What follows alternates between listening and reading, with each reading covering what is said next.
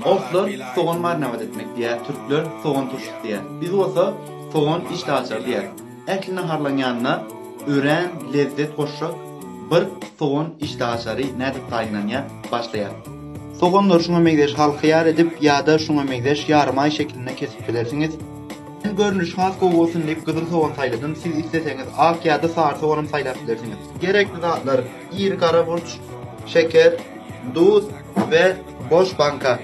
Bir gabyň içine gaýnak goýun, 300 stakan suwumy goýdum we üstüne üzüm sirkesi goşdum. 300 stakan üzüm sirkesi şuna meňdeş bolýar. Egerde öňünizde üzüm sirkesi ýok bolsa, uksus bar bolsa, her stakan gaýnaly suw üçin bir çemçe uksus ýeterlik bolýar. Indi şeker goşýar, duzy goşýar. Ereýän çaka goýup garşdyrýar. Bankamyzy soğanlar bilen doldurdum.